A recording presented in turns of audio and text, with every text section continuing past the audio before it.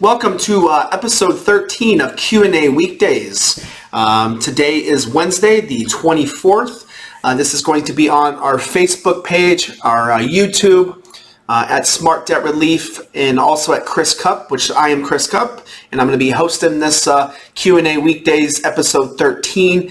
Usually we have 5 or 6 questions. Today we're just going to talk about one question, which is the question that comes up the most, is will debt settlement ruin my credit? And we're also going to talk about some other questions based on credit, like will I be able to ever use my credit again? Will there'll be negative and derogatory marks on my credit, and how long will they be there? So we're going to just go over the credit aspect of debt settlement today. So this again, and it'll be on our podcast too. We just got a brand new little podcast that we put on all podcast platforms. If you are on any of them, just type in Smart Debt Relief and you have the Smart Debt Relief podcast. So it's pretty cool. I like that. So with that being said, let's get into this. Will my credit be ruined in debt settlements? Well, if you read anything about debt settlements, right? And I had a video yesterday that talked about the negative reviews of debt settlement. And the reality is that debt settlement is for one person, okay? It's somebody or one type of person, not for just like John, not one person, but for some type of person. It's someone who's in a financial hardship. No one likes to talk about this. No one wants to talk about financial hardships. No one wants to talk about their debt, right? The reality is that this process works. It wouldn't be around if it didn't, because we don't get paid as a company until we actually provide results, right? So we would just be, turning our wheels or spinning our wheels if this process didn't work, okay? It's just not explained correctly to people. A lot of people, you may be watching this right now, maybe receive mailers that say, hey, listen, we're going to get approved for a loan, and all of a sudden they come back and they say, hey, listen, we don't have that loan, but we have this 0% interest deal, right? It's all the same thing. It's debt settlement, debt negotiation, debt reduction, debt restructure. All it is going and resolving your debt, paying less than what you currently owe towards the creditors, and working out a deal with the creditors that makes sense for them and makes sense for you. It puts the leverage back into your situation, your side, the metaphor, the basketball, the ball's in your court, right?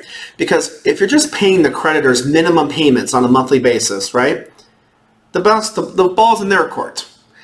It's going to take you 15, 20, 25 years to pay down the debt if you can only afford the minimum payments. That's why it goes back to debt settlement is just a process for someone in a financial hardship, right? And financial hardship is defined in many different ways. It doesn't necessarily mean I can't feed myself, but it could mean like, hey, I'm going to the grocery store and I don't have enough cash to pay for my groceries and I'm putting it on a credit card, right? It could be I'm paying my electrical bill, my utilities on a credit card and not paying them off every single month with the cash I have, right? It could be a loss of income. It could be my husband or wife lost their job. It could be something that's wrong in the family. No one is judging whose financial hardship is worse or less worse. It just comes down to am I in a financial hardship, and what is the am I able to pay off my debt, right? My mind slipped there a little bit because I was thinking about a client call yesterday of where she didn't feel she was in a financial hardship, but she couldn't afford to pay for her kid's school, and it was 3 months past due, and so she was thinking about taking her kid out of the school so she didn't have to pay. And of course, those are the decisions that people have to make when they're going through a financial hardship. And we realize it's very difficult to, admit, right? So what I want to do is just create this video, this Q&A Weekdays, answering all your questions. And today we're talking about credit. The debt settlement program and process, when you're in it, has a negative effect on the credit. But that's because being in a financial hardship has a negative effect on the credit. Everyone talks about, there's other options in debt settlement. Yes, there are. And if you can qualify for those other options, and if you can afford those other options are great options. But a lot of people can't afford those options. So it's just getting real with yourself and saying, hey, listen, this is how much money I have coming in, and this is how much money I have going out. It's very practical to pay off debt. You either got to make more income to put towards the debt, or you got to lower your expenses. We surveyed our clients, and we found that they fell into one of these three categories, if not all three of them. Okay. Number one, they had very little money left over at the end of the month after paying their bills. Okay. Number two, they didn't have any money in savings, or very little money in savings. Number three, they didn't foresee any increase in income in the next 6 months or a year to be able to pay off more of their debt, right? So you either got to make more income or lower expenses to pay off your debt. And if that's your goal, right? Everyone has a different goal. Some people will, think that, they're going to be a billionaire in the next couple of years. And, this is a process for someone who's having a difficult time and is struggling on a monthly basis, right? So when you're talking about credit is, and this is a paraphrase, or this is to quote Dave Ramsey, who's a very good person when it comes to the debt process. He definitely do a little bit different things on their side, but he definitely works, right? Your credit score is an I love debt score. Just because you have a high credit score, that's what we want, doesn't necessarily, it's not indicative and it doesn't indicate that you actually are achieving financial success, right? Because that just means that you can afford to pay your debt, and you can afford to pay the interest on the debt.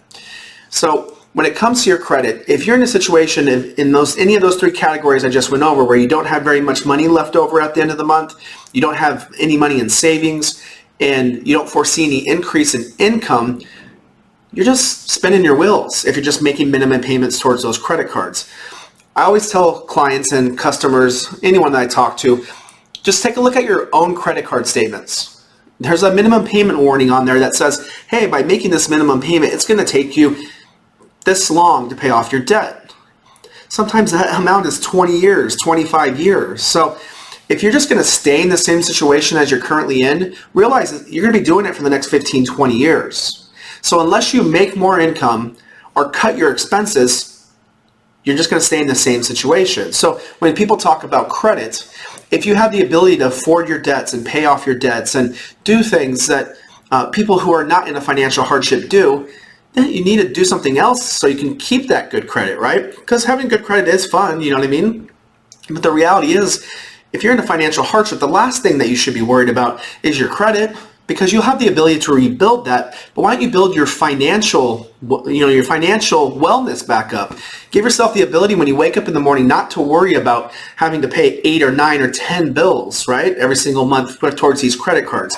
Give yourself the ability of cutting down your expenses. So in 3 or 4 years from now, your future self will be thanking you for doing something like this, right? That's what I always tell the people that are in a financial hardship when they ask me about credit, because we grew up thinking that having a good credit score means that you're doing well financially, and it doesn't. It really doesn't. So if you have a great credit score and you're barely making your payments and you have no money in the bank, does that mean you're doing financially successful? Are you financially successful? No, you aren't. So let's get rid of the debt if you're in one of those three boats. If you're not in one of those three boats, those three categories, don't do this. This is not a good process for you. This is for someone who's having a struggle on a monthly basis with their credit card debt. So I just wanted to create this video for you guys, make this video because I completely understand. We have so much empathy because no one wakes up in the morning saying, hey, I want to get into debt settlement. That's what I want to do. No, they don't. But it is a process that does work. And if you're intentional with the actual process and you say, hey, listen, I'm going to stick to this for the next 3 years, 4 years, and I'll be completely out of debt, it works. And it works great. So I really appreciate you guys listening. If you have questions, send them over to us. Either send us a message on Facebook with your question, or you can email us at info@smartdebtrelief.com. We are also on Instagram at Smart Debt Relief. You can send us a direct message there.